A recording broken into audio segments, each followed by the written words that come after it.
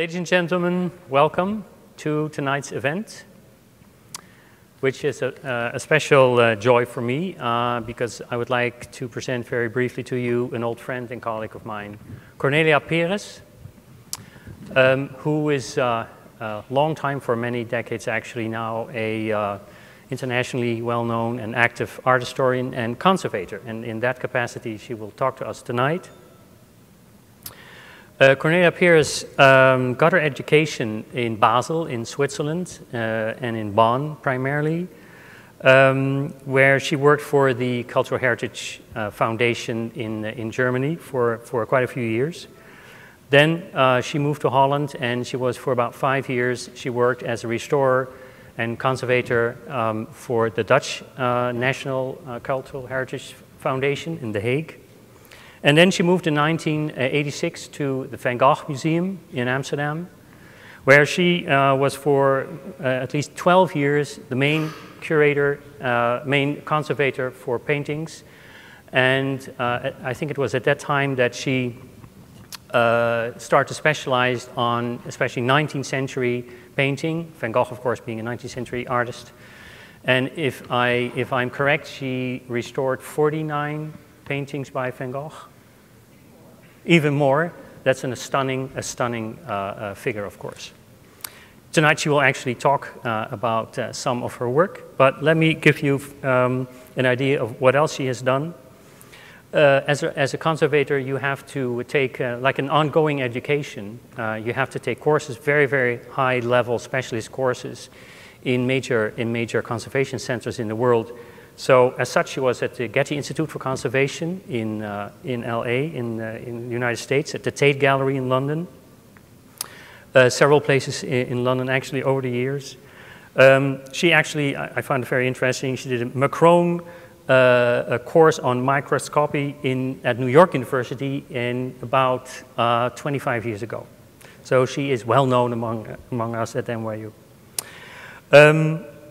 Among the institutions with which she cooperated in, because restoration, conservation is often teamwork. She worked with people in New York, in Chicago, of course in Amsterdam, in Germany, in Norway, in Bergen, and also with the Vatican Museum in Rome, where she currently lives. Her areas of expertise is not only 19th century art, it actually starts in very late medieval and 16th century Northern European art. And she has also treated, in terms of conservation, restoration, contemporary art. Tonight she will give, in a way, a double talk. She will give an introduction to the kind of work that a restorer and conservator is facing. It's sometimes very, very challenging. She will introduce you to the different types of challenges that, let's say, a doctor, or I should say the restorer and conservator as a doctor are faced when they being brought the patient, the work of art. And in the second half, she will then concentrate on one particular painting by Van Gogh, which is actually in Germany, in a museum in Mainz, where she will tell you, I've seen a few slides, fascinating stuff about what all kinds of challenging problems that a restorer and conservator are facing literally when you look at these paintings close up. So ladies and gentlemen, welcome for Cornelia Peres. I start with good news, but the end is bad news. The good news is that art has a longer lifetime than we do. And I started with the oldest lady here. You see, I selected a ladies' gallery, and the men down there squeezed into the row because it's a self-portrait by Van Gogh, and the second talk is about Van Gogh, so I let him stay there. It's not eternal, so we have to do something about it, and this you will see later what we can do about it and what are the reasons for decay. You see, I compared it with medicine because, in a way, you have to know, first of all, about the construction of a painting, how it is built up, what are its components, what is the disease of the reason for the decay, and what can we do about it. So we have the past, so at a certain moment, like a birth, the painting is done, and it's, of course, material, done from the material which at that time was available, and then that material slowly by slowly ages, and it's not developing, but it ages. Now we look at it as we saw before, that this is the state now. Some of them are restored, some of them not restored or under restoration, and if we are lucky, we can keep this state of aging. But of course, it's a question how long it will live and under which circumstances. The most important thing to understand is why it ages is that it is organic. And I focused here on paintings. There are only very few materials in a painting which are anorganic minerals like pigments, but the most of it is organic, like we are. It is a cell structure, and you know that organic material will break down by the time. Part of it is, I have chosen fiber and wood because it is panel painting, canvas painting. The binders, you know that paint consists of pigments and binder, and a surface layer which is mostly resin. This is the support of a canvas painting in cross-section. This is a panel. You see these lines is because a panel is always in the direction of the growth of a tree. It's cut in that direction. So if we make a cross-section, you would see this structure. Then we have a ground layer here, and this is the ground layer here. Then is two-layered construction mostly, and here also. And these are the cracks. It's a crack pattern. And we see on the first slide that paintings have different crack patterns. You see, this is on a panel, and it has a more regular crack pattern. And this is a canvas painting, and it has an irregular crack pattern. So, aging and damage. We have a lot of natural influences. That's also very important because we can do something about that. The climate, which is important, for example, for a museum, the light conditions, it's the amount of light and the amount of ultraviolet rays. Oxidation, of course, microorganisms like mold, insects, heat and fire, mechanical impact, shock and vibration. The human influence that is the worst, of course, war and terrorism, ignorance, vandalism, neglectance, wrong interventions, and poor handling and transport. We will see these in the next slides. So this is a natural influence. This is a wooden panel, and it is a kind of mold. It's a microorganism. You call it dry rot, and it breaks up the wooden structure. This is a panel. I don't show you the front, not the reverse. I took off this crossbar because the panel cannot move anymore with a crossbar, which I have. But you see very nicely how strongly it's eaten up by these guys. This is our insects, which attack wood. This is water, like a rotten pipe whatsoever.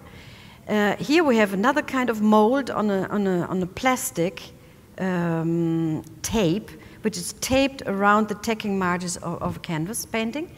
This is just a weak canvas who couldn't take any more the stretching strength of the stretcher.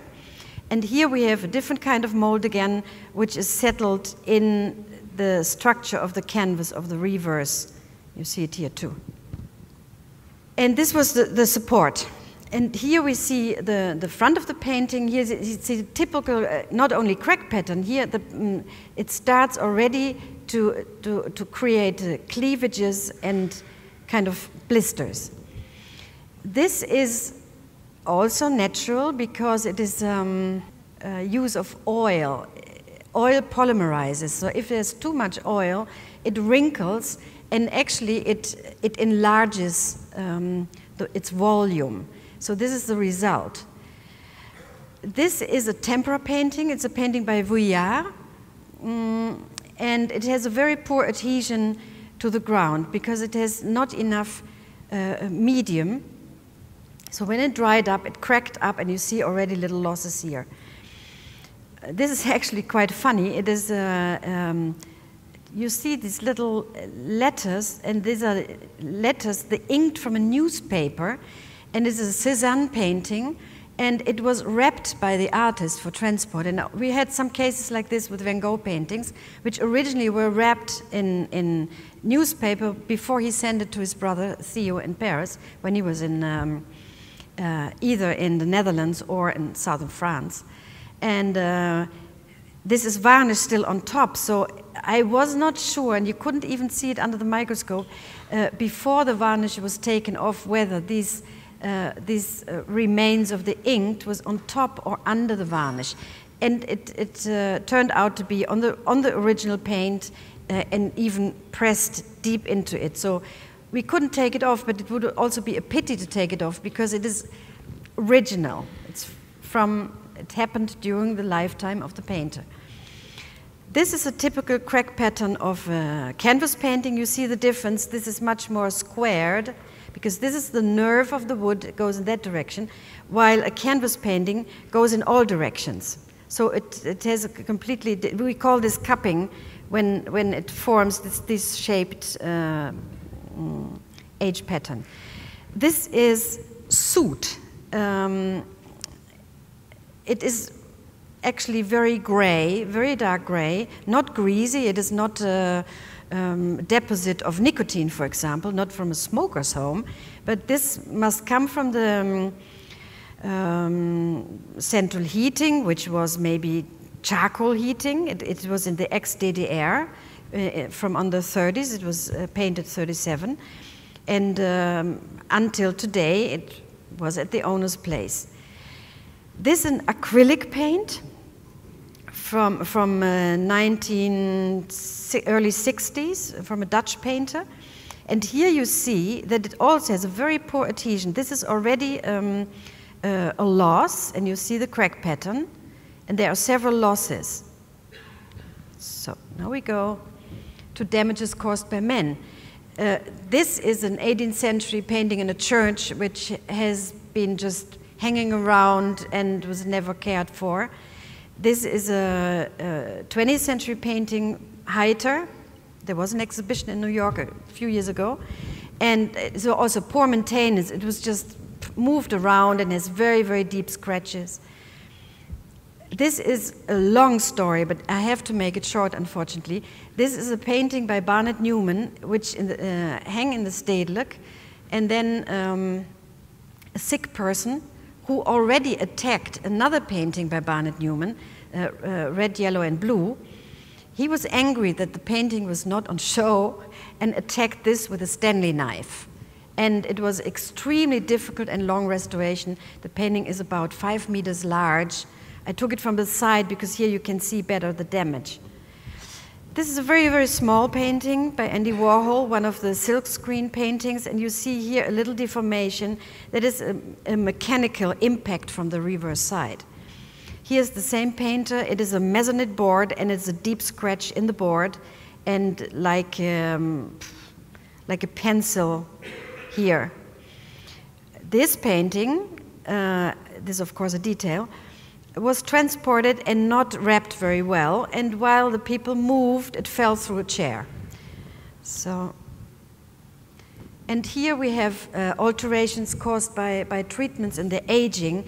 This, for example, is a Van Gogh painting during removal of varnish, and we see here the very darkened varnish. This is actually not really a damage, but it is very difficult to take a varnish of quite young paint, so it is always a risky intervention because you have to use solvents.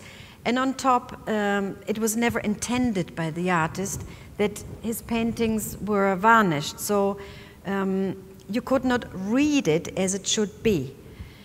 This painting is by Saraceni, an Italian artist. It's about 1620.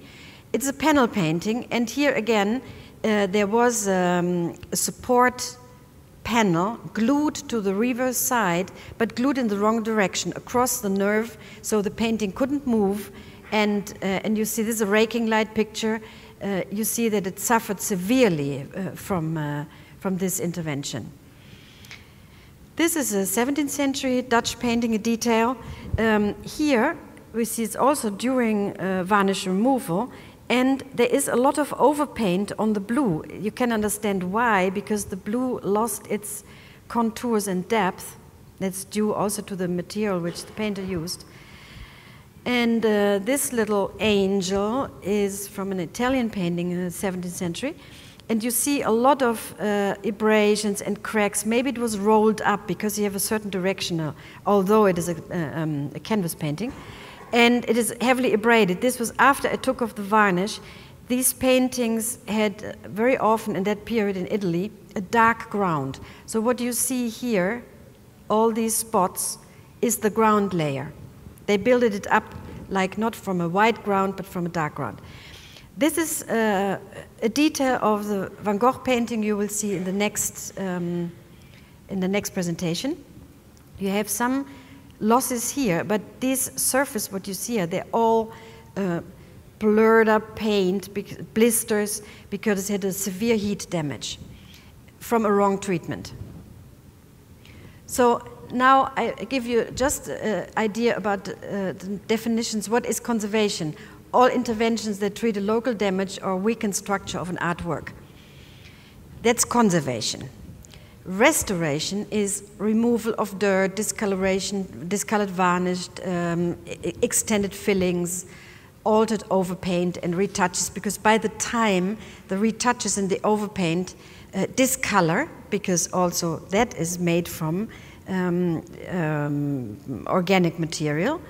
And in old days they used binders which were unstable to light conditions. Nowadays we use different kind of binders and light stable pigments, so that should not happen. All these things are irreversible. What I have taken off I cannot bring back, and that is very important to understand. Restoration might include partly reconstruction, repaint or retouch. So what I have taken away usually has a reason, because there's a loss or something, so I have to redo it. Sometimes when you have a very big loss, reinterpret. Is a discussion of its own, because if you have a fresco with large losses, it would not be reconstructed and filled in Italy. So you have in different countries different approaches and different understanding. Same is for patina. You can take it off and you can leave it. So you have maybe in the Anglo-Saxon world, they tend to clean quite rigorously, while for example in Italy, they like to keep a patina, which of course if you take it off, you can never take it back, bring it back. So it has, it is an intervention which you see, and it has a often very important aesthetic impact. You saw that before with the examples during varnish removal, that they had a considerable change. Preservation, of course, very important to prolong the lifetime, is all the measures taken around the care of artwork to recreate its best conditions. So again, conservation, you can consolidate a weak support, a panel, which is warped, weakened, broken joints, structural work on canvas. You've seen before the tears and that.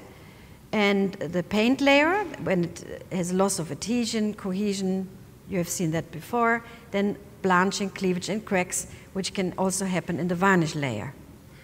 So here I give you just one example of a panel, because later the Van Gogh is on canvas.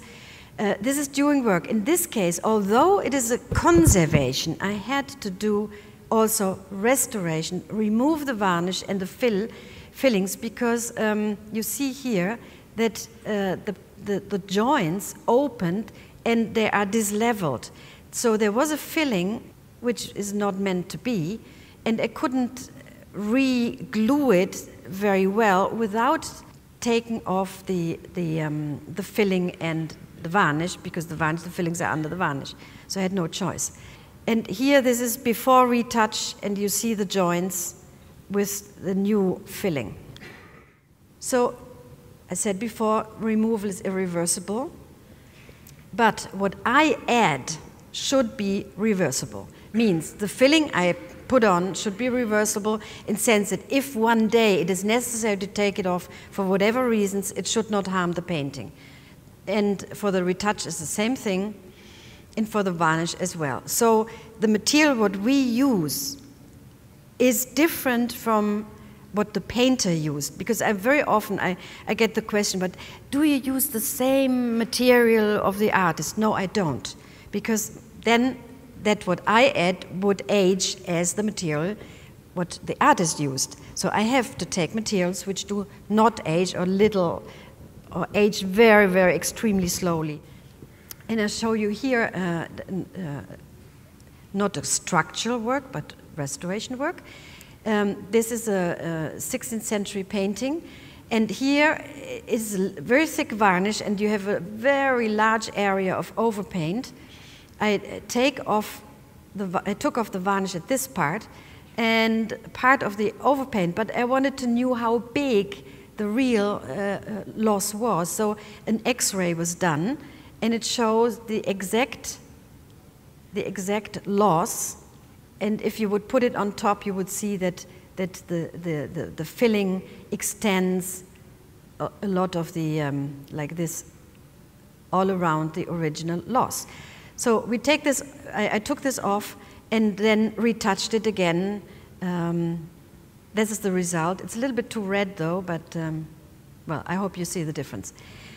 This is a 17th century lady, a proud fish seller. It's also a detail from a painting, and you see this strange bluish picture. That is ultraviolet fluorescence picture. So you put ultraviolet light source on the painting, and a dark varnish. The older the varnish is, the more it fluoresces. While these spots you see everywhere are later retouches, because they are younger, they don't fluoresce. So you see here very nicely that there's a lot of old retouch and a very thick fluorescent varnish. And you see this is interesting. I'm sorry. This is also over a canvas joint. The canvas is sewed together. And on top, there's a very, very bad retouch. So this is after I took off the varnish, and then you see all these dark spots. It's the old fillings, and this is after my retouch. So you have the whole process. She's looking very happy, doesn't she? So now preventive conservation. That is all what. It's not on the artwork itself, as we see before. It is around the artwork. Now, that means framing and mounting, protection of the front with glazing, protection of the reverse side with a backboard. That helps very much to keep it in stable condition. For example, the glazing today has UV protection, so the rays would not harm the painting or change the colors. For example, organic colors, which are very few, but they are very, very sensitive to UV, so that's important. Protection of the reverse, of course, also, because when it fell, even if it had a glazing on the front, which you have protective glazing with a special film, which makes it unbreakable, like a safety glass, what you know from cars. So the backboard helps to avoid that any impact, mechanical impact from the reverse side can harm the painting. So the conditions all around the work, that is important, of course, for every museum, you have very, very old museum buildings where it is extremely difficult to climatize, but you soon will have beautiful new museum here. And of course, the relative humidity and temperature is perfectly controlled. For example, you know it all about it. When you have air conditioning, the air is very dry. So it should not be too dry. You have international standards, which is 55% relative humidity, more or less, for a lot of artworks. Not for all, but for a lot. Light control, I said that before, and the maximum is for paintings is 250 lux. For drawings, it's maximum 50 lux, which is very little. And of course, no UV. And daylight, if you imagine, has like 5,000 lux and so. Handling, you need to instruct the people and supervise them when they handle the paintings. They should do it in the right way. There are many ways to drop a painting, for example.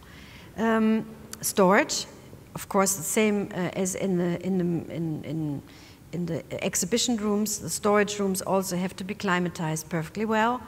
And the paintings, for example, should not be stacked one to each other, but nicely put in rows. And exhibition, of course, the installation of the exhibition and the hanging has to be controlled. The packing, the material, it's very important. Any material you add to a painting, either back protection or packing material, should not have chemical softeners, for example, plastic. There are only a few kind of plastics which you can use. Just an example. Transport, same thing, instruction and supervision. That is starting from the crate to the right lorry, and then also the condition in the aeroplane. Everything had to be thought about. So I give you a little example of a back protection. This is a very large painting, so it could not be glazed from the front, but because it's so large, it would really flap too much.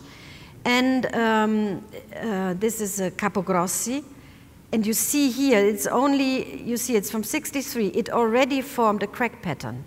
This is a raking light crack, and you see it here. So what we did with the back protection, we made we glued on a filling material. It's a light foam, and this would be mounted. You see it here; it's already done. Screwed on the stretcher, so it is reversible. It's not glued onto the painting itself, but on the backing board. So it has indirectly it has to do with conservation and restoration, because a lot of things had to be proved, and research has to be done. Some things could be done in the studio, some things not, so like raking light, ultraviorescence. These things need external experts. Analytical methods mostly needs external experts, and these are important things to understand for painting. Pigments, and also because you have to understand changes. Why did it change? Where happened the change exactly? So across sections you can very nicely see the layering or overpaint or original varnish layers. There's a lot to see. So I end my first section because I think it's very nice, also very important for art history. This is the infrared reflectogram of two paintings. This is a Flemish painting from 1452 or 3. This cathedral has not yet been finished. And you see here changes the painter made. Here are figures which are not in the final version. Also the cathedral has a lot of changes in the background and so on. And here also in the book. And it's nice that he indicated with these lines, the shadows and the volume of the person. This is a Raphael, so it's about the same time, it's only 20 years later, and you see how different it is, because the drawing gives much more the individual handwriting of the painter, and therefore it is nice. This is a very long painting, and of course if you put this under here, and this under him and move them together, you would have the right image. Okay, this was the first part of my presentation tonight. Risky Rescue. This was one of the most difficult works I ever did. And this, in the 1960s, this Van Gogh painting, this is only a detail, suffered from unprofessional treatment with a heat source that caused brittle blisters in the paint layer, ready to collapse when handled.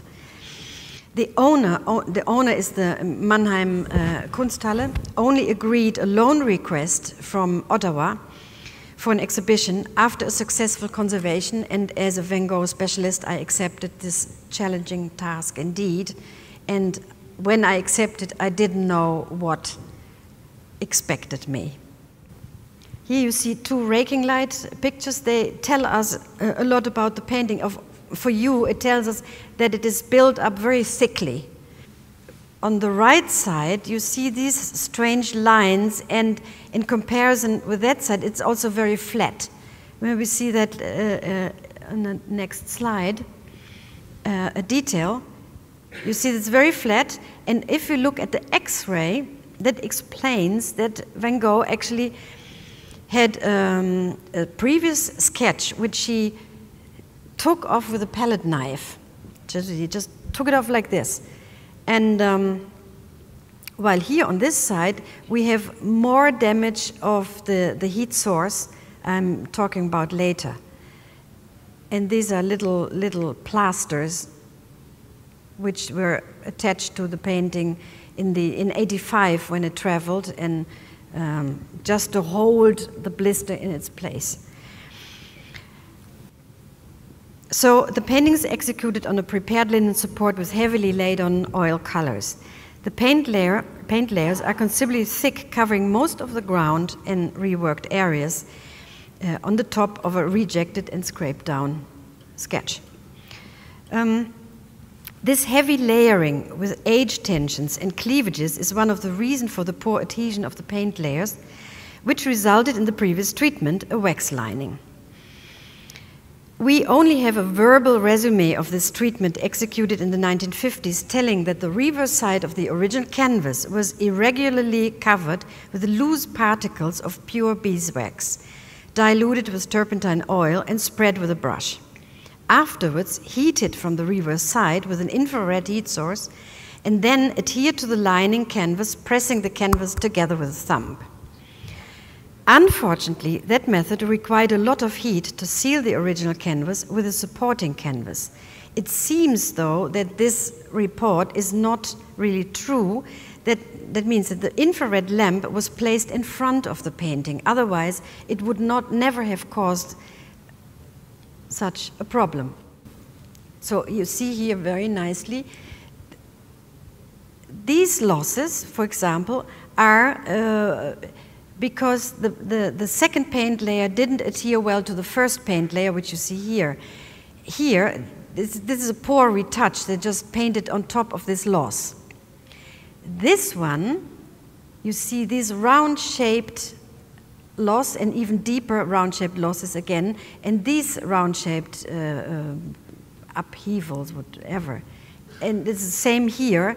These are this is the overheated material, which like little blisters, like when you are sunburned, you can get these blisters. It's actually the same thing. These wrinkles are from the second paint layer, because two layers of a lot of oil would tend to wrinkle, what you have seen before.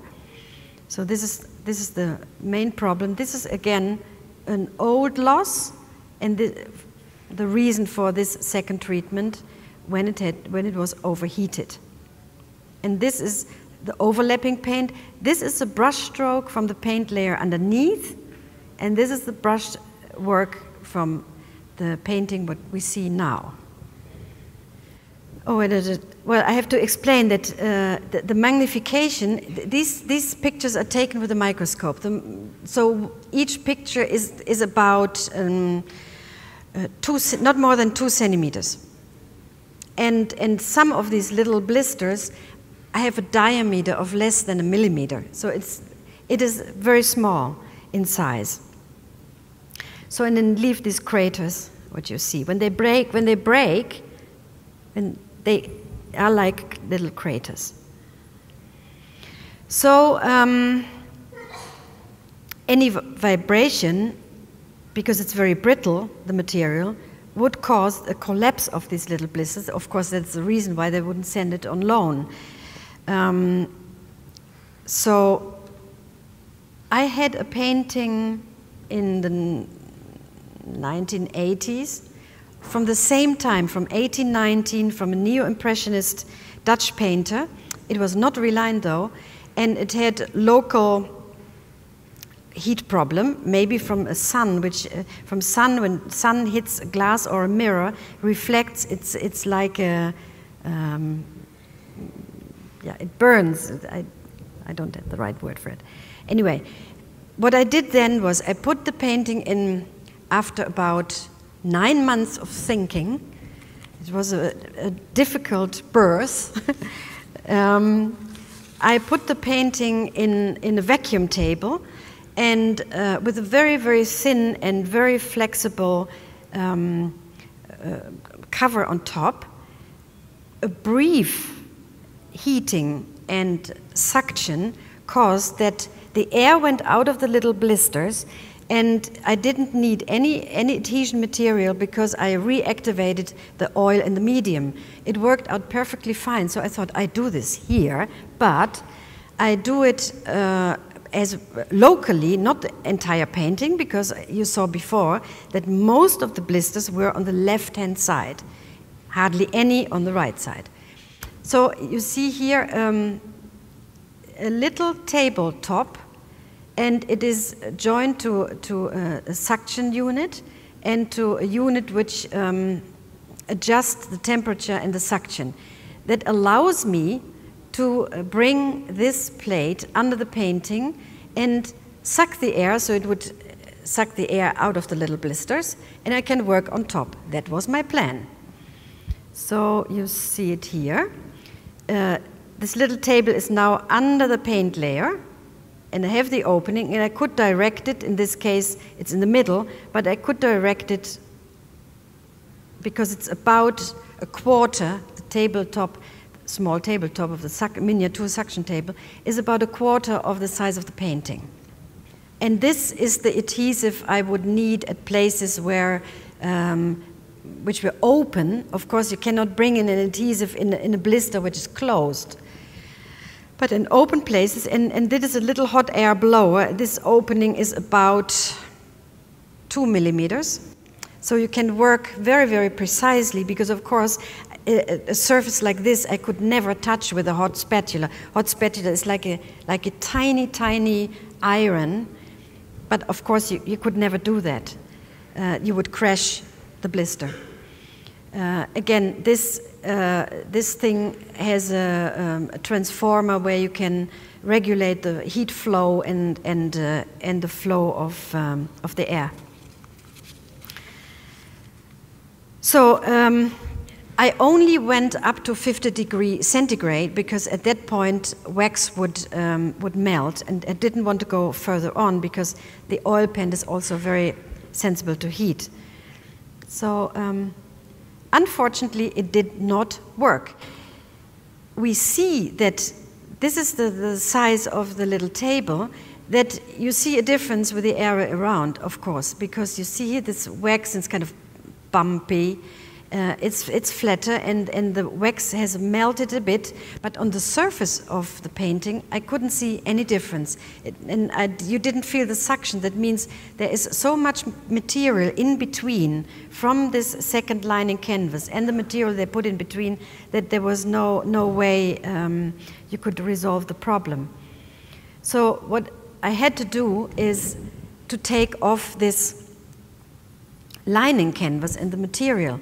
But I could impossibly turn the painting over flat on the table and take the material off from the reverse side, because the front, as you've seen, was so delicate I would crush all the cleavages and the blisters. So I had to do it in a vertical position. What I do, I loosen the tacking margins, the nails, and this is the outer working frame, and this is the reverse, but these paper strips, I glued paper strips with methyl cellulose on the working frame, so I could put the working frame on the easel, and you see the next one here. This is a detail. So I took it off mechanically in vertical position, and it had very little adhesion, and now you see why, because it had air pockets in between. And what we saw, you see it better here, this is beeswax, or I think it's bleached beeswax or canauber wax, which is made from plants. But these dots are very hard colophony resin dots, which could impossibly melt.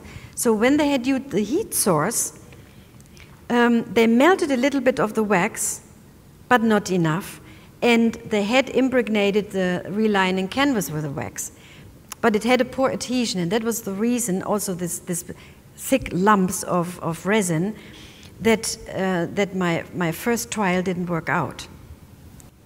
So I took off these lumps with a surgical knife, and this wax layer I took off with certain kind of white spirit benzine. So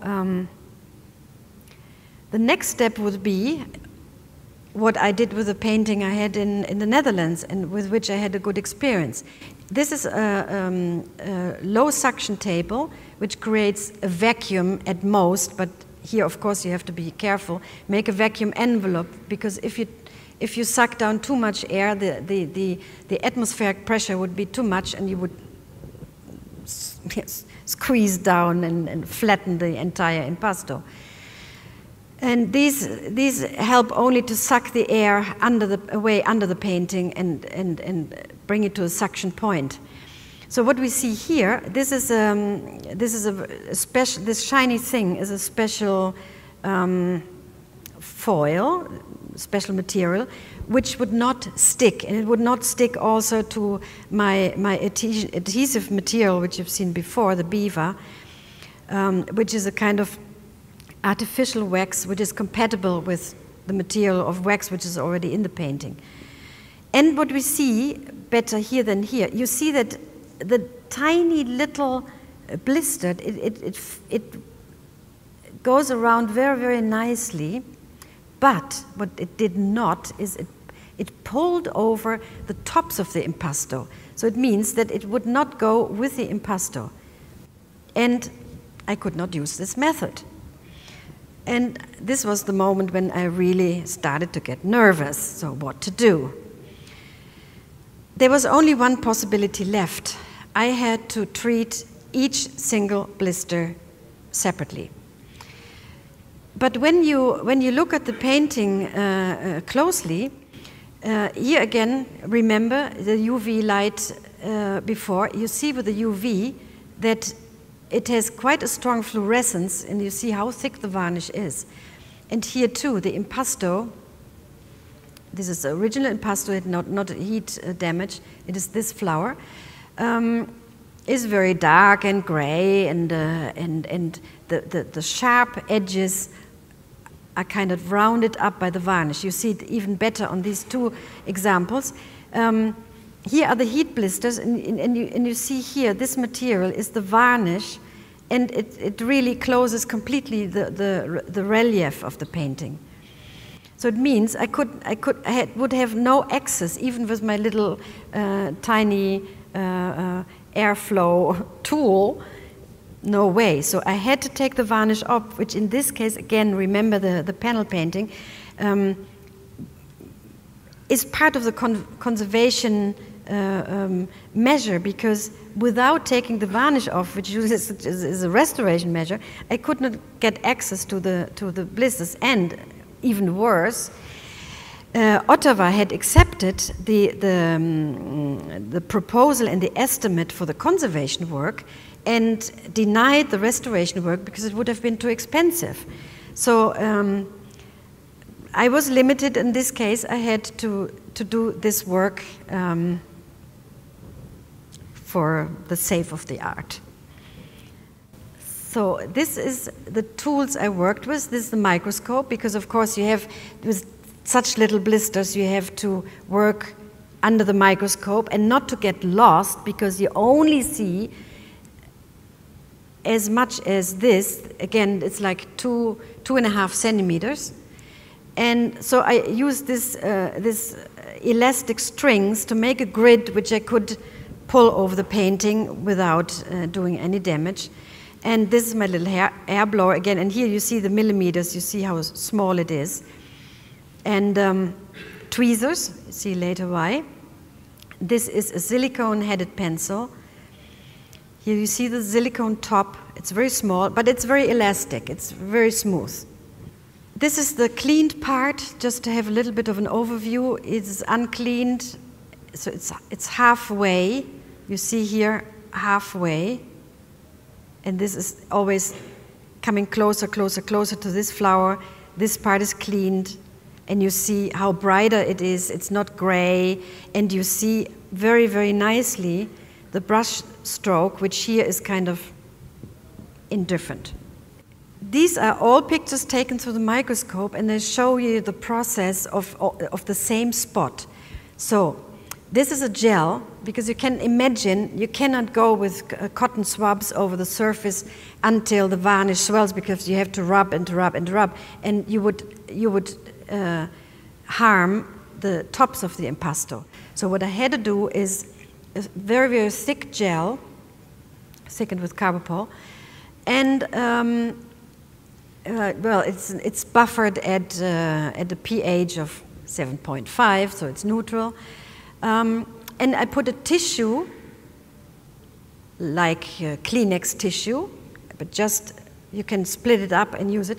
And then I applied my gel on top of the tissue. This is why you can look through it. Then I took off the tissue, and I had still some of material in the depth of it, which I cleaned off with a sable brush, dropped into a bottle of solvent, but just a little bit, so it's very gently. I could work into the depth, and this I'm doing the process to get this done. Then you see this little particle. I picked it up with a tweezer, because when the painting was varnished, they went with a brush. This is also the reason, applying it by the brush, that you have more material collected in the intricacies of the impasto. And by that action, some tops of the impasto, of the brushstroke, broke off and was spread over there were many of them, spread over the surface. This is the result from here to there. After the cleaning, of course, I used these tools you had seen before. Maybe I go back again. This is easier for you. Here. The little blisters, I use this in the hot air blower, and this silicone top brush. When it started to soften, I pushed it down with this silicone brush, which not attacks to the paint surface. There was a little old tear. You could see it from the reverse side, and it had a very ugly, retouch. You see it here. And also the relief was not well done, so I took off the old retouch and filling, and this was then the actual loss. You see here the ground left, but it goes down to the canvas. This is the reverse side again. So I enhanced the strength of, I reinforced the strength of the canvas with another little thread of linen and sealed it. Then from the front, this loss, I filled it with stuck and went with a brush and gave it a structure, so you have a little bit of brush stroke. And this is after the retouch. And all the losses were filled with Modo stuck, this kind of stuck. You still see a little bit of this heat blistered surface where you couldn't impossibly go to it, and maybe there was still material and no air inclusions under it, so it was not a problem. I checked it out with this little silicone pointer, and they seem to be stable. So here around the signature, you see these losses. I filled them. This is the filling, and retouched them. Now you see my material. This is my palette. These are little containers, and which I filled with loose pigments, and I mix them on the palette with a medium, and the medium is thinned with ethyl alcohol. This is the filling material, and a little spatula. So I mix it every time, and mix every time the color I need, and apply it on the painting. So here, see the painting, it had a little bit irregular surface shine. That is also due to, let's say, the original paint, because you have paint like ochres, they require a lot of medium, and if they age, the pigment can sink down and give a matte effect, or vice versa. And also with the treatment, so I thought in this case, to give it just a tiny little balance of surface shine, I sprayed a varnish on top, which has an inbuilt UV blocker, and it's very, very, very thin, and the nozzle of the spray is that small, this container, and it has an extremely fine nozzle, so I could spray it. I would never apply a varnish on a painting like this with a brush, because you saw before that the material of the liquid varnish would remain in the intricacies of the impasto. When I was at the Van Gogh Museum, I never needed to varnish a Van Gogh painting. In this case, because of all these treatments the painting had suffered in the past, it was necessary, but it is so little that none of you would recognize it, I can tell you. Here, just for you to get an impression of the painting, because these pictures are done under the microscope, you get sometimes some reflection. In reality, it's matter. Here you see an example of the painting technique. This is a brush stroke from the sketch underneath, because it has nothing to do with the direction of the paint, what we see now. So this is an indication that there is something underneath. This is a detail, and you see very nicely on the rest of the details that Van Gogh mixed colors on his palette and applied it, and then you get this in the wet paint, wet in wet, marbled effect, which is very, very beautiful, I find, here too. And it is very varied. Here it's drier paint because it's zinc white. Zinc white has more body. This kind of paint is a little bit more liquid, let's say. And you see also very nicely how big the pigments are. In those days, we have the first colors by color manufacturers filled into ready-made tubes. This was the reason why the Impressionists could work outdoors, but they were not so finely ground as the ready-made pigments what we have today. So today they would be much, much finer and much more homogeneous. But here you see with this magnification very nicely the pigments. This is also just for fun. This is about 200 times enlarged cross-section. I collected, I told you before, that we have spreaded little pieces around on the surface and also some of the edge. And you see very nicely here that this lower white layer, which you see the pigments, this is emerald green, it has a certain shape, and on top a green layer. So this is the layer we see today of the painting. And here also you see this layer. You could see it on a UV much better. And some very coarse particles. This is the ground layer. This is the ground layer too. And here the green layer on top with some spots of red in it. And again, this beautiful emerald green. Here this is a broken impasto. It was a piece which I picked up somewhere in the painting. You see the white mixed with red, very irregularly mixed, some quite big particles, but you have to think that it was like this. It toppled over, broke. And this is a particle of the upper right part of the painting. And it's nice because this is the UV. And in ultraviolet, organic paints have a different fluorescence. So, which you could, here you see different kinds of red, but you couldn't tell whether it was an organic or unorganic red. Lake colors, these ones,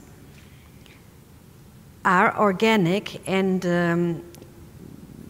they are bound to a body with aluminium or whatever, and under UV, anyway, they fluoresce, and you get an impression that that here Van Gogh mixed a solid mineral paint with organic paint. This is acknowledgement, because I had to change the studio, and because the studio Mannheim was practically not existent, and my colleagues in Cologne from the museum in Cologne were the kind to have me over as guest conservator. And I finish with this detail of the painting, that because it's the first time Van Gogh painted the sunflowers, which became later in his life so iconic for his image as a painter, and also in meaning which it had for him. Besides, you see here older losses, which are quite big. So the adherence of this paint was not so well as was meant to. You see it here also. You have not a clear shape, but a disrupted brushstroke. So I hurried too much. We have a lot of time left for questions. So please.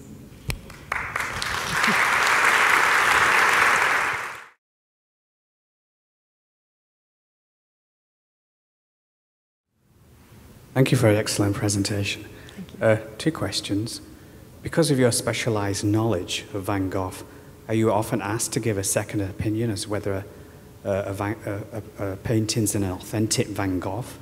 And secondly, through your observation of Van Gogh paintings, the fact that he traveled to different parts of the world, did you see differences in the makeup of the pigments to reflect the different sources? Not really, no, I couldn't say so. Van Gogh remained in France. Well, first your first question.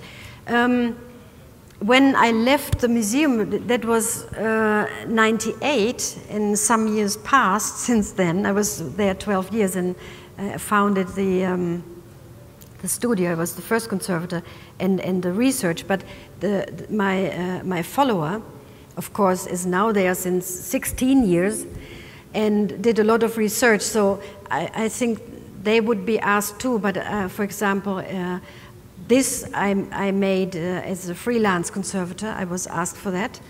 And also Van Gogh painting in the Vatican, I restored as specialist then.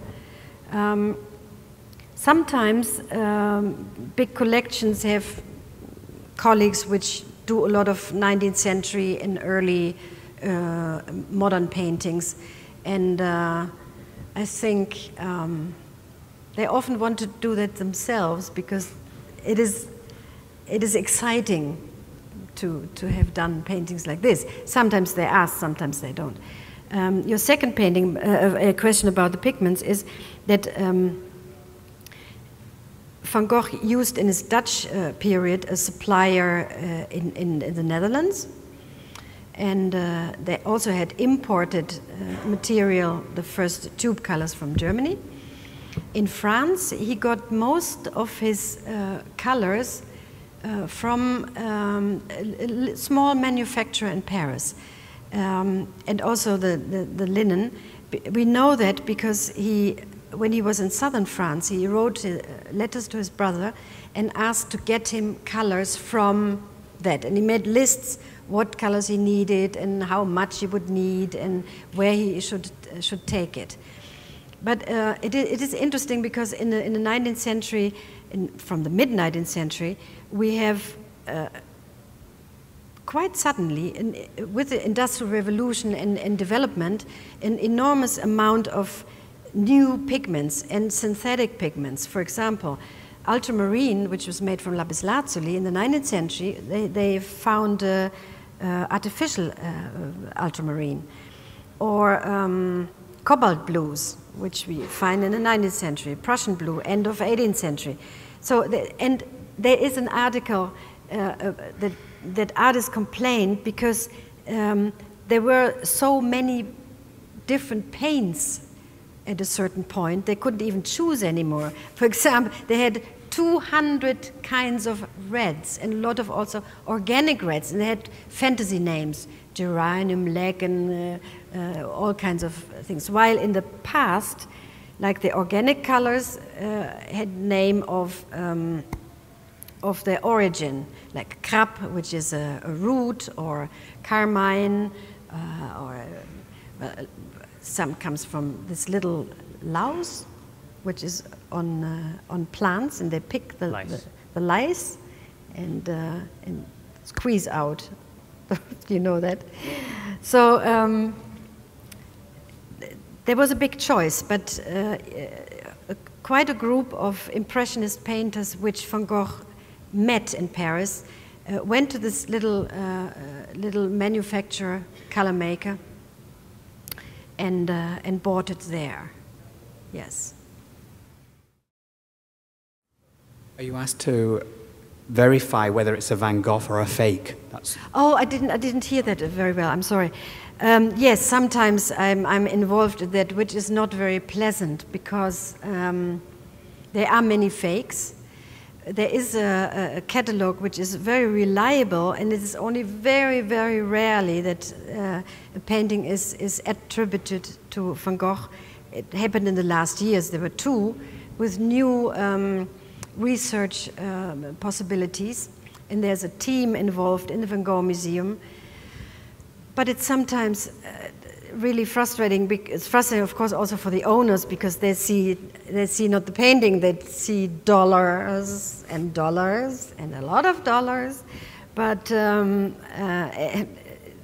you see the most incredible falsifications. It's really incredible.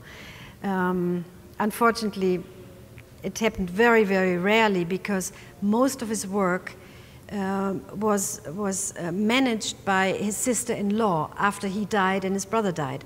So she had very exact catalog, and it was also known which paintings she sold and which paintings she kept. And other paintings are described by himself. So it is already quite clear which paintings are by his hand. Only in the Paris period there are some things not very clear yet. Could I ask just a question, more philosophical question, about when the artist paints these pictures, if they expect them to remain static or actually change with time, because as a painting kind of evolves, it can aesthetically improve by acquiring patina. And the second part of the question, the famous sunflower paintings became, as you know, kind of brown through time because of change in the pigments. And I know I think in Amsterdam, they made some attempts cleaning these and different things because they were getting browner because of the change in the sunflower pigments. The question is, how do you decide what point to restore back? Because it creates a kind of like a Photoshop effect where you restore back to make the sunflowers very bright, whereas actually some people would argue that with time the sunflowers got more attractive by becoming kind of browner because of the change in chemical reaction to the pigments. And this is the archaeologist who asking the question. Yeah. Well, the first question again, I'm sorry. The first question was what? Oh yeah, yeah.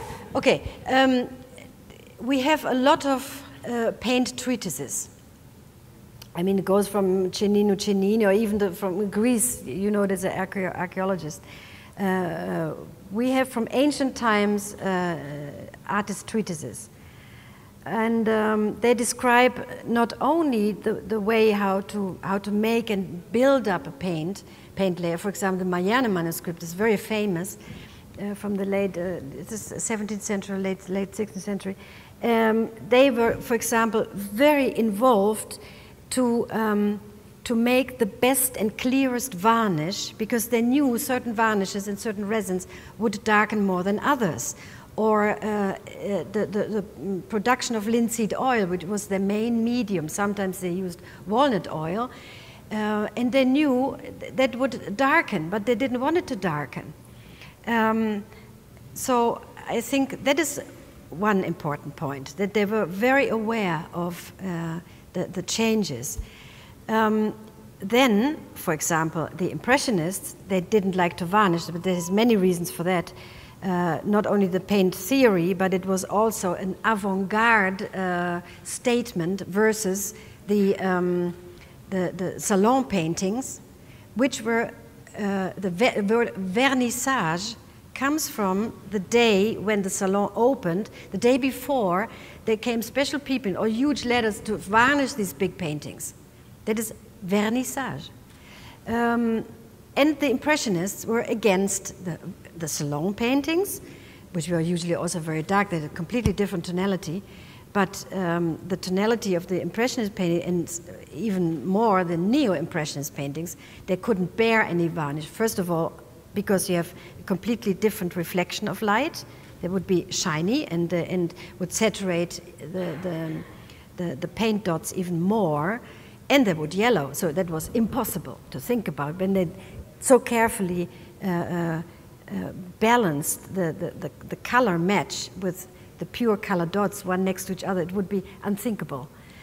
About the work we do, I think it is important to know the intention of the artists. Second thing is some paintings, also by Van Gogh, the potato eaters, we made research first.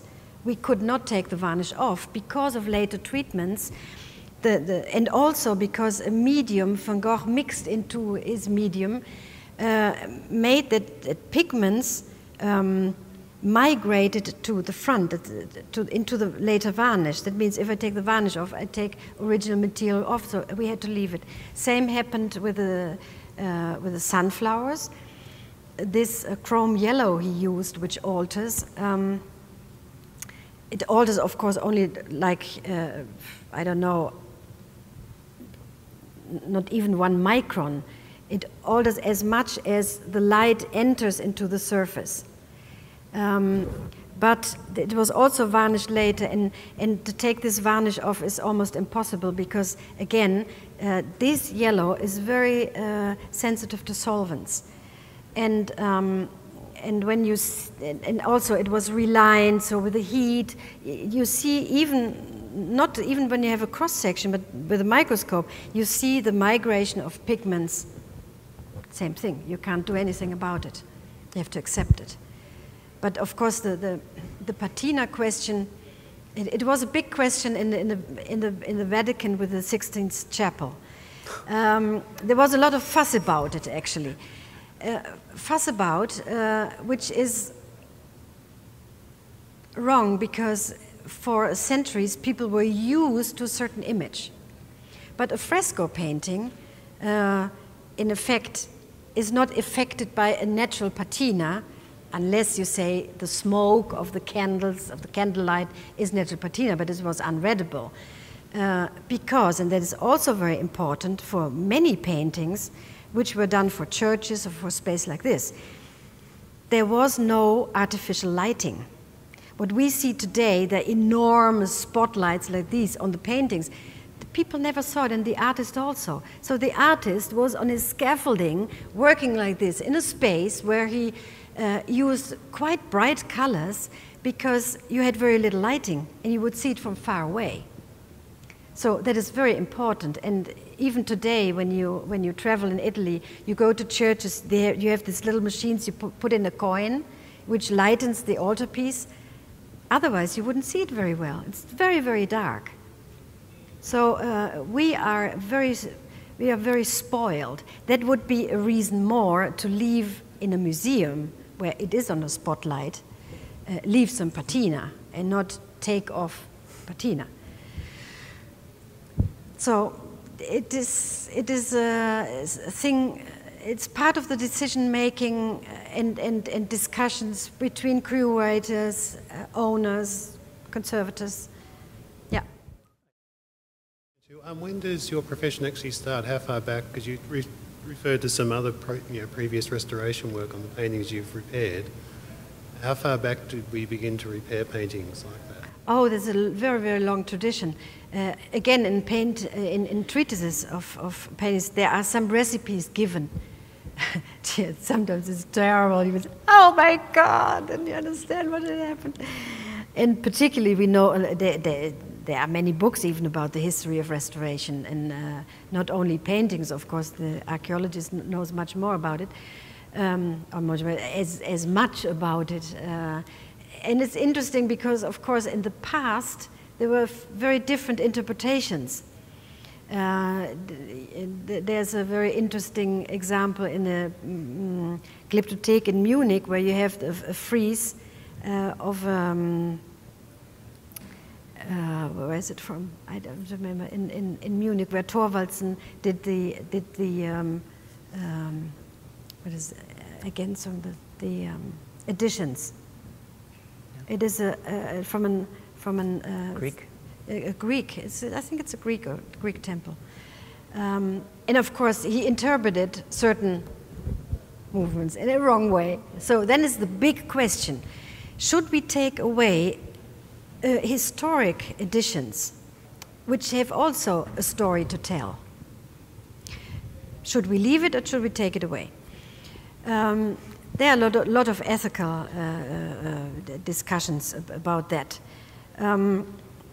But of course, we have many restorations. I have in another talk a restoration of a painting from 1561. It was restored 8 times, and so dramatically that in the end you wouldn't recognize this painting just the knight on the horse, but the entire background was completely changed. And that means also in that case that the iconography, the meaning of the painting changes. Happened because in the 18th century they liked the setting of a landscape background, which was not original. So there is a lot about interpretation, about the moment of time, of the reception, of the aesthetics, of how people see it. And in the 19th century, for example, they put on Impressionist paintings, they put a lot of darkened varnishes, because that's what the salon painting was. So they violated the paintings against the artist's will, and the artist would write, that, for example, we know it from Pissarro, from Monet, they wrote on the backside, "Do not varnish," and there is in the Nymphaeum in Paris, the contract Monet made about the water lilies was not to varnish them ever.